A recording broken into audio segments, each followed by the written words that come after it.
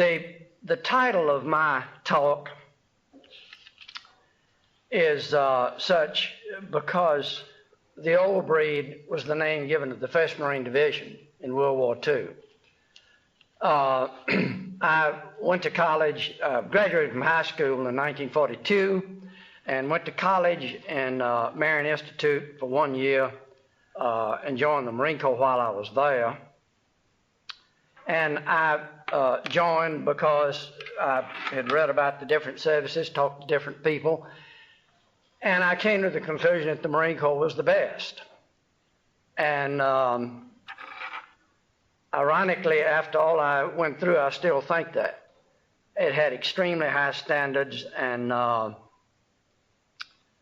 it upheld them all the time.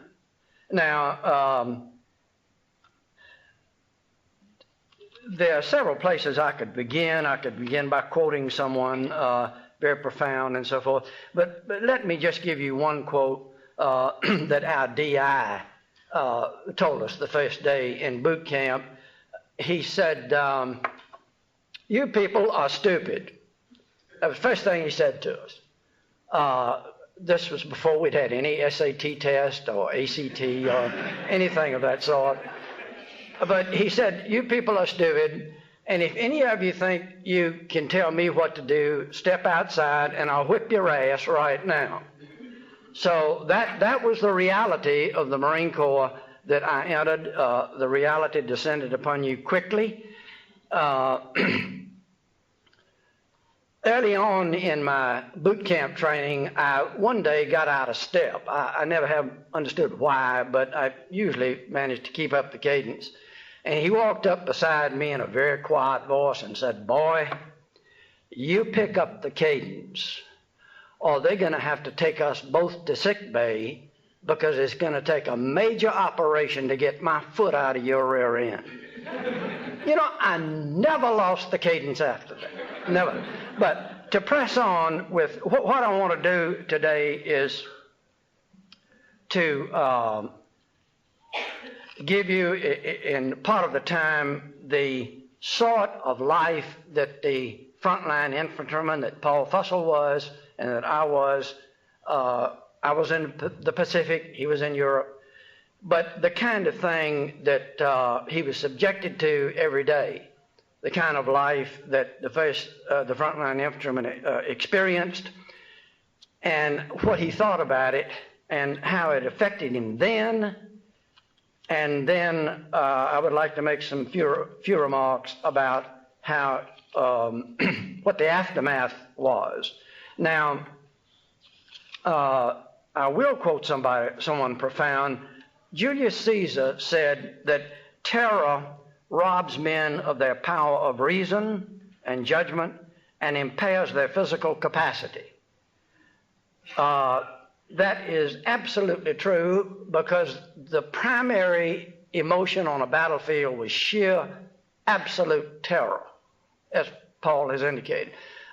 Even the veterans, my gunnery sergeant, who didn't seem to have a nerve in his body, told me at the first reunion I went to of the 1st Marine Division after the war, he said, "Sledgehammer, I was as scared as you were, but I just couldn't show it."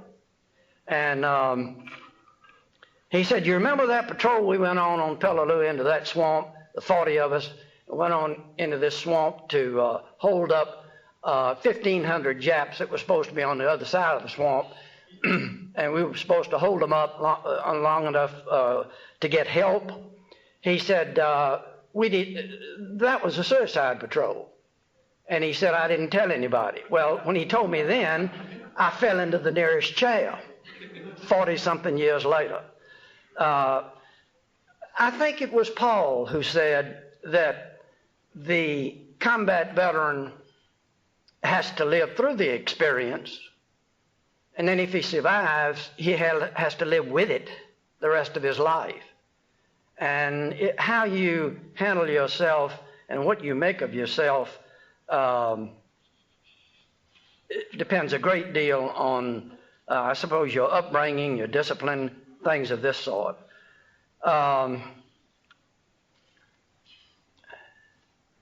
I want to make one or two remarks about the people we fought, the Japanese soldiers. To us, they were Japs. Now, with Janet Reno in there, who might attack this building at any time, as though we were, as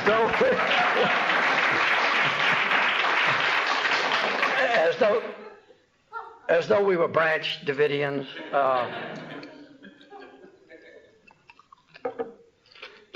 Because we might have weapons in here, and there might be child abuse. You can't ever tell.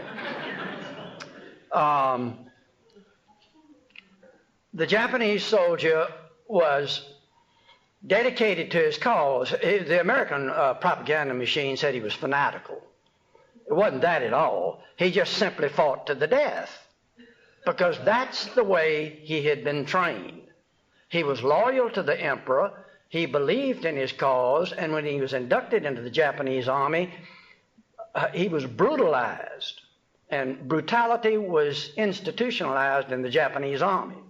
There are documented cases of Japanese troops first few days in combat. In fact, it lasted the first year. If he even looked at his sergeant without the proper respect, what they call silent contempt, I picked up on many a rotten coconut in base camp because of silent contempt, the way I looked at somebody. But the Japanese lieutenant would have his troops stand at attention, then take a hobnailed shoe, field shoe, and stand there and beat them in the face until the face bled.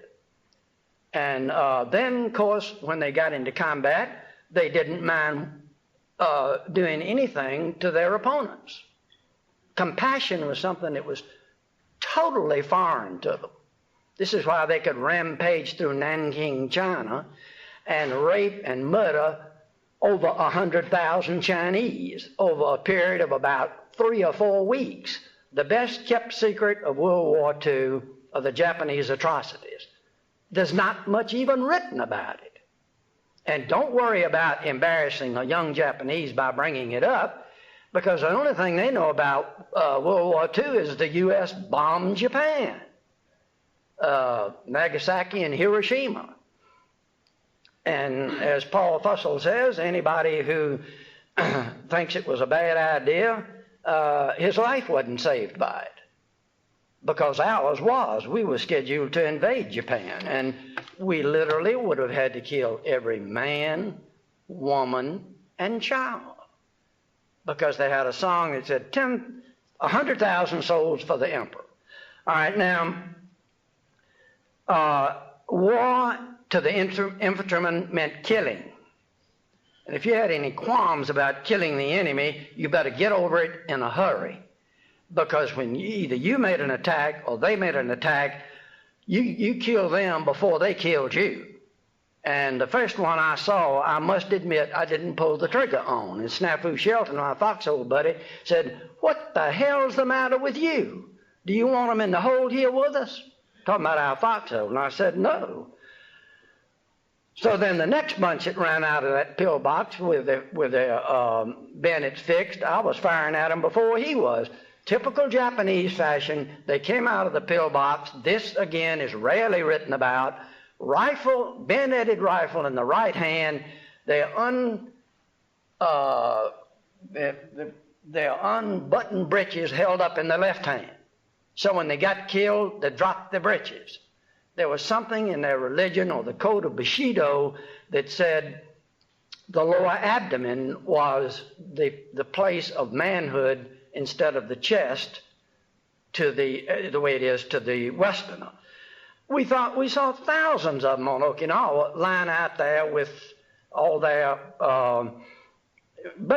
practically in their birthday clothes, with their last ounce of strength. They had pulled their trousers down. Now, on the front lines, it's a place of passion, terror, hatred, and believe me, we hated their guts. Now, it's been said by many writers, and this is very trendy, that we hated them because they were racist. We are racist. They weren't. We were. The Japanese were hated because they fought by the code of Bushido, which meant you had to kill, as I said, every last one of them before you could get the heck off the island. And when you had wounded buddies that were shot or wounded by shell fire and tried to carry them out, you had to get them out as fast as you could, or they got shot on the stretcher. Because the Japs shot them on the stretcher, then they tried to shoot the stretcher team down. I had a good friend that was a corpsman that was working on a wounded Marine on a ridge on Okinawa one day. Doc just about got this boy fixed up. Then this nip sniper shot Doc in the left leg, up in the hip. And while we were running up there with the two stretcher teams to pull him down, got Doc up on the stretcher, and that son of a bitch shot him in the other hip, just as we got him on the stretcher. Now, why didn't he shoot him and kill him? Well, he shot him two places to immobilize him where we'd have to carry him. Then he started firing at us. Well, we outran all the Olympic runners getting him down that ridge so all of us could get out of his way. And fortunately, he didn't hit anybody. Wild excitement existed on the front line. I mean, when you're so close to a guy that you can throw a hand grenade at him, but you know you better not throw it because he'll throw it back at you before it explodes, you got a decision to make. And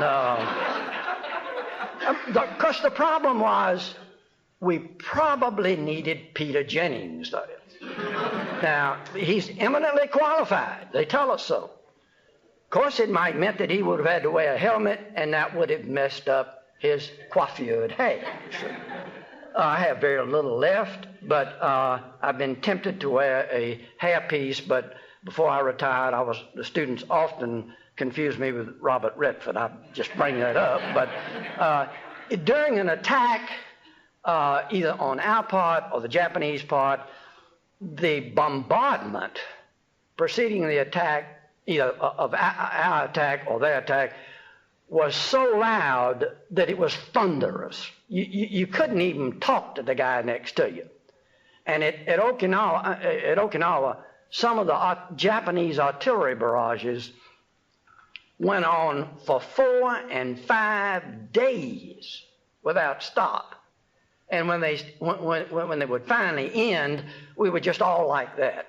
You couldn't even hold your rifle steady because your nerves had just been so knocked about by all this terrific explosion and carrying wounded guys out, dead guys. We moved them to the rear if we could. Sometimes you couldn't move them. The violence was just inconceivable. We hit it lucky at Okinawa with quotes around it. The Japanese had a full complement of artillery there, which to the infantryman is one of the worst things you have to put up with, except for machine guns, except for snipers, except for mortars, except for hand grenades, and except for tanks. But other than that, artillery was one of the worst things. But they had additional artillery shipped to the Philippines. Before the ships got to the Philippines, they told them to turn around and go to Okinawa, and because the Philippines were going to fall. So that meant that those of us who landed on Okinawa got a double dose of shelling. And if you don't think, when we get new second lieutenants in and full of bravado and all this kind of stuff they've learned at Quantico, one good shelling knocked it out of them, whether they got hit or not. But poor guys, they didn't last but just a few days. Now, the machine gun fire was something at least you could get away from if you could get hunkered down in the hole, but if it caught you out in the open, it was tough. I made an attack across the airfield at Peleliu, and the machine gun, I could see the traces coming by me, just like the railings on a ship or on a porch or something like that. And the shells were just going off, just erupting to the point that you couldn't even yell to the guy next to you. After it was over with, I got across, and a buddy of mine said, "Say, Sledgehammer, did you know that Billy cracked up back there on the airport? and they had to actually drag him across yonder cover. And I said, no, I didn't know that. What happened to him? He said, well, you remember Joe that we all went through boot camp together with? Joe got hit in the head, and he splattered his brains all over Billy's face. And it was that kind of thing that happened, that was apt to happen at any time. Snipers were you developed a close personal relationship with a sniper, because you lay in your foxhole with your buddy. My buddy was Snafu Shelton, who was from the swamps of Louisiana. He still had the bark on. And we had a very fascinating juxtaposition, I suppose they would call it today, of the Lord's Prayer and the 23rd Psalm on my palm, and goddamn you son of a bitch on Snafu's part. I mean, he could cuss a blue streak because you knew that sniper was after you personally. And so therefore you could case him personally. But the problem was he never could hear you. And Japanese snipers were crack shots. There are actual records of them hitting a Marine on Peleliu at 600 yards. And so they were crack shots. The volume of fire that came at us when the Japanese pulled an attack, when you think of the amount of steel and fragments and bullets that came at a man, my company had 64% casualties at Peleliu. I didn't get a scratch. It lasted 30 days and 30 nights because they fought all night, fought us all night. But I recently got a letter from an Air Force man who had been stationed on Okinawa, and he said that on this particular ridge, he read my book, and he said on this particular ridge that we had been on, and the Japanese pulled this major, not bonsai, not the stupid kind that John Wayne mowed them down by the thousands, but a well-planned counterattack at Okinawa. He just was curious as to the volume of fire that possibly maybe he could find some.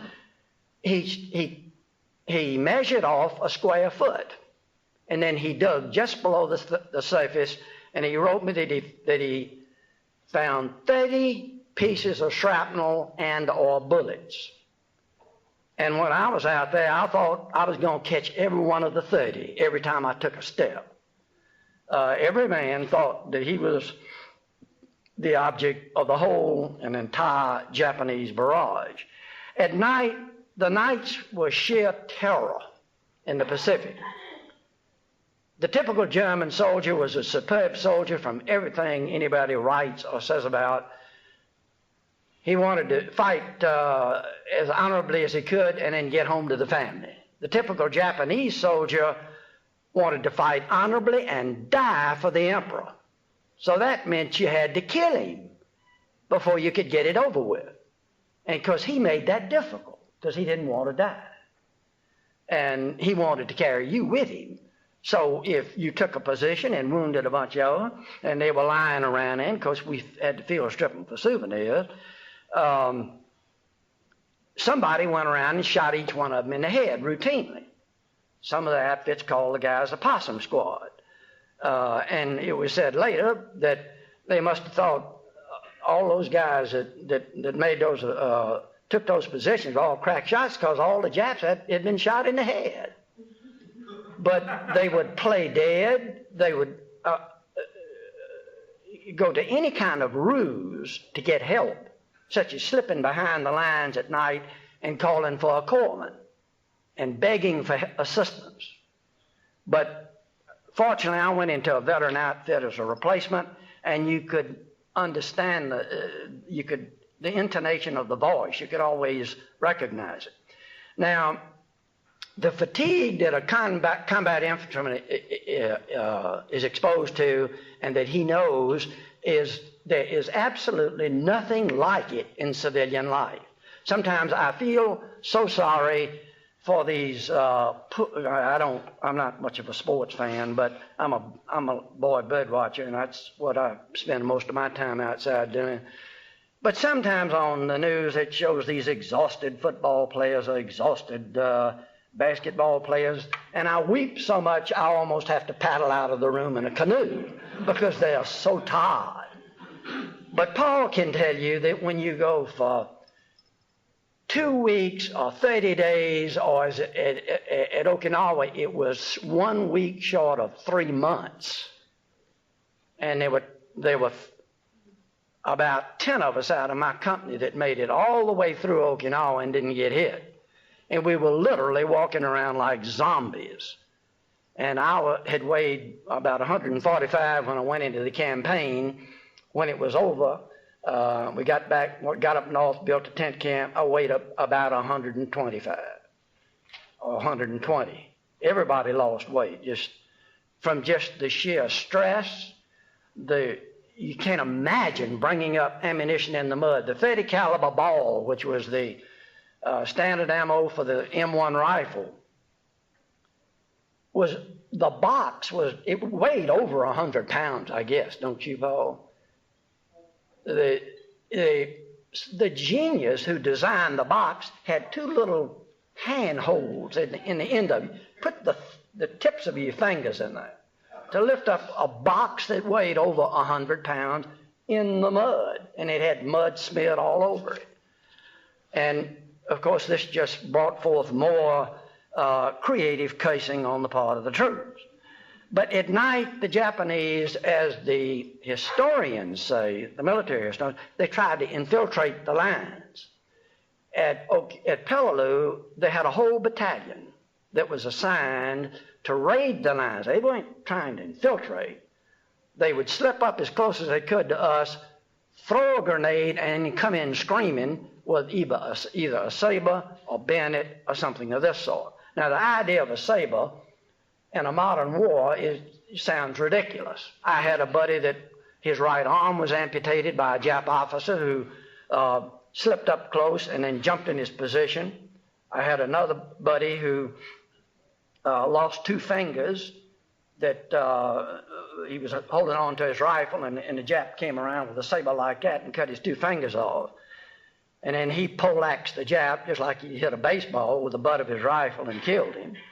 But they usually got killed in those night attacks, but we always had casualties.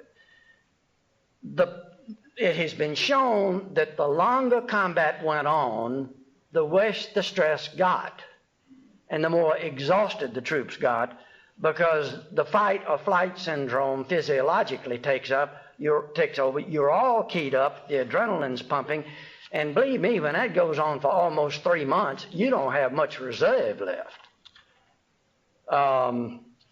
When buddies were killed or wounded, many of us just simply cried because we were very, very closely knit.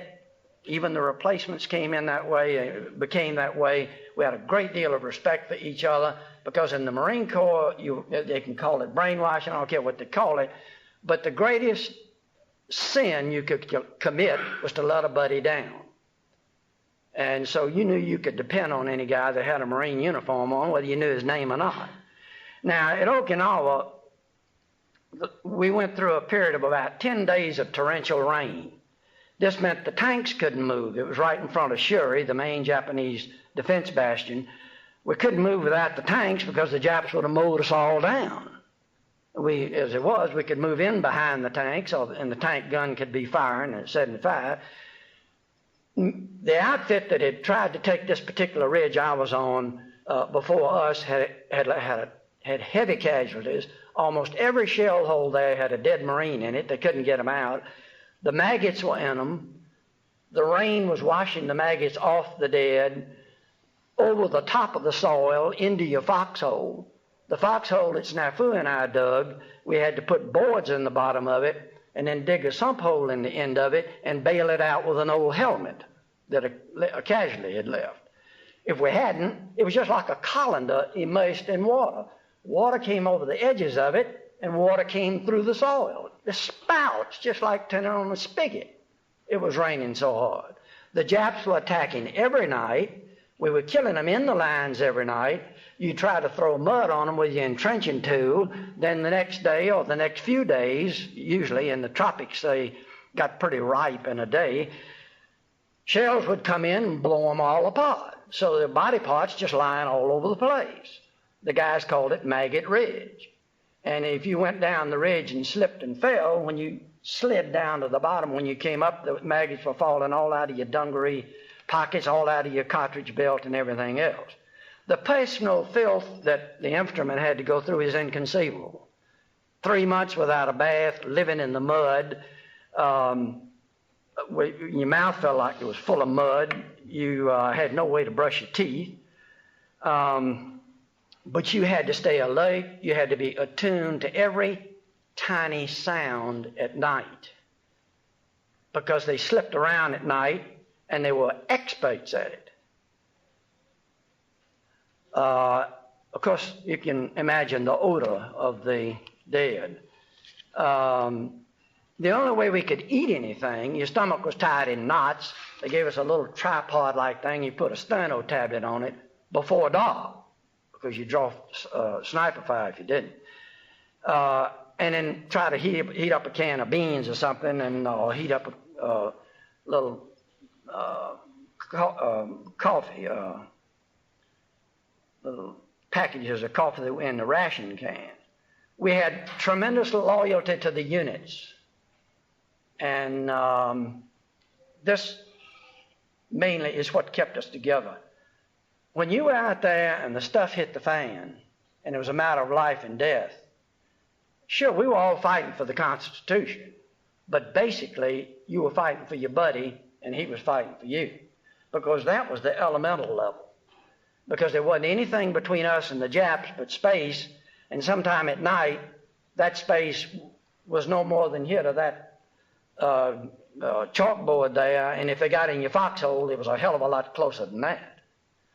The aftermath of all of this, as Paul said, there were widows, there were orphans. Many of our guys were not married, but some of them were. Some of them had children. The one thing that we were all left with was nightmares.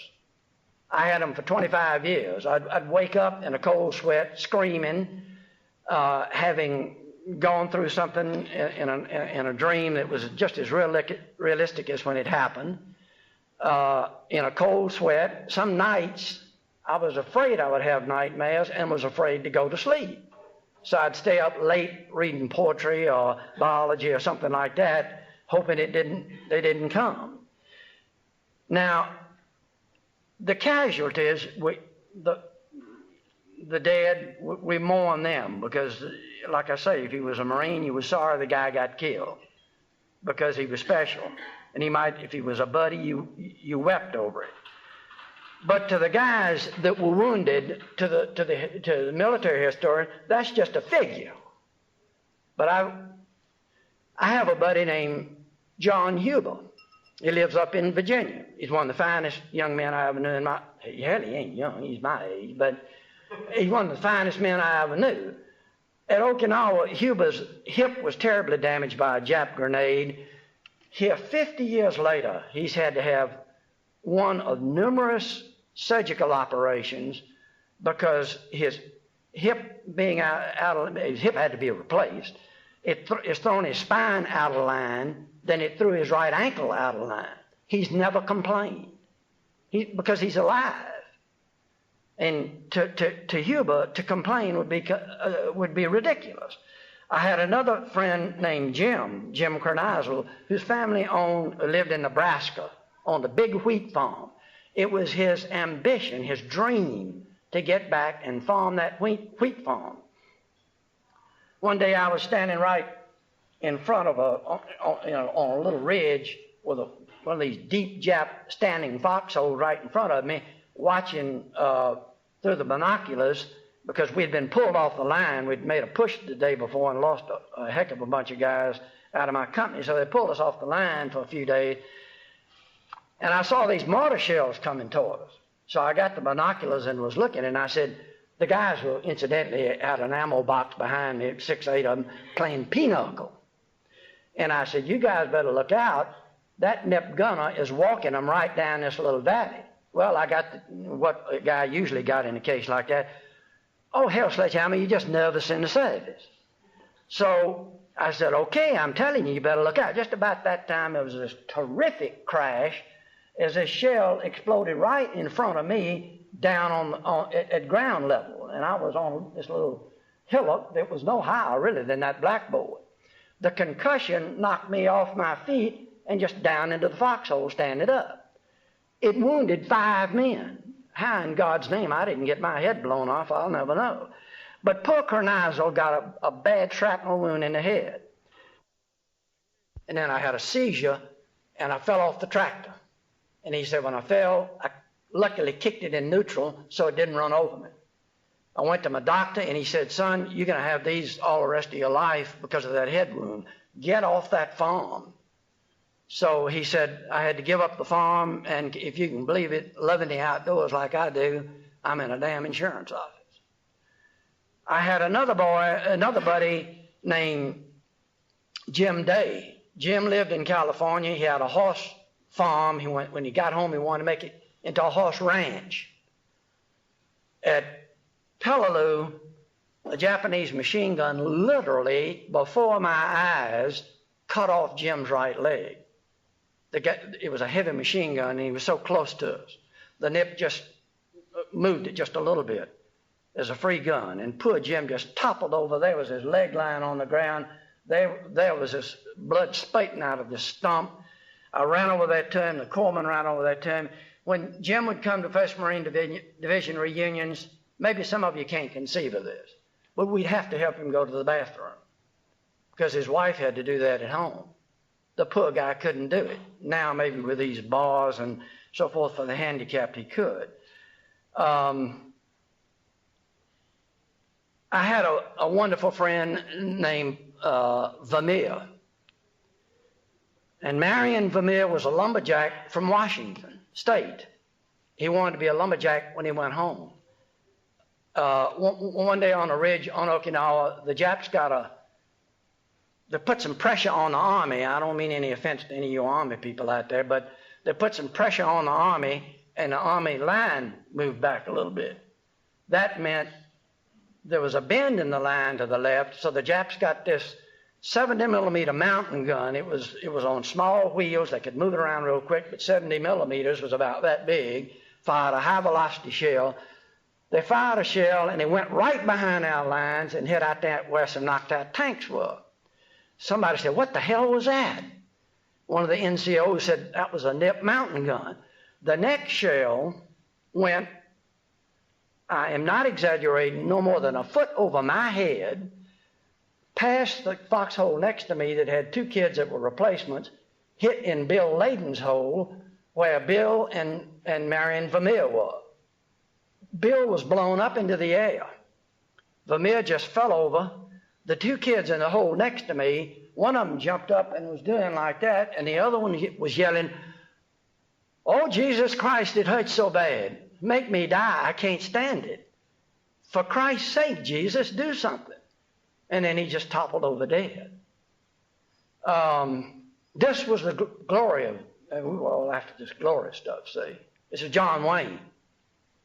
But I'm telling you what really happened. I started over toward Layden's foxhole, and the sergeant said, Sledgehammer, get back on the gun. The mortar was right at the base of the ridge, and I had been observing. I had more experience than the gunner they had on it. He said, if they locate that mountain gun, I'm going to need you to get on the gun. So I must admit I was glad to get down below the ridge. The gun didn't fire anymore. They brought Vermeer by me and on a stretcher. His right leg below the knee was just a bloody bandage. Thrown up on the stretcher was his boondock, or field shoe as we called it, boondock, and his ankle was sticking out of it. And he said, Sledgehammer, you think I'll ever be able to be a lumberjack again? And I said, sure, buddy, you'll make it. You'll be back in all those beautiful trees and doing what you want to do. And if you don't think I didn't feel like I'd been stabbed in the heart, they carried him about 20 yards and then put the stretcher down. He was dead. Those are some of the things that are the cost of war to those who actually fight it. And believe you me, I could wax not maybe as eloquent as Paul Fussell, but I could get my back up about Bill Clinton getting into some of these things. There was absolutely no excuse for those Rangers to get killed over there in Somalia. Experts have come out and said, they asked, what was the guy's name that was Secretary of Defense, whatever his name is? Aspen, yeah, that's that. So they asked Aspen for tanks. Aspen said, well, he thought about it and thought they really didn't need tanks. They come out, I think Indonesian troops sent some things up there that looked like Model T Fords, and naturally the Somalis blew them all up. But nobody can tell me the way those Rangers were situated in a circular defense surrounded by all those Somalis. If they hadn't had a couple of tanks up there, they would have gotten out of there with minimum casualties. Because believe me, when tanks came into an outfit, the gooks hauled tail because they got shot up or something was going to give. Thank you.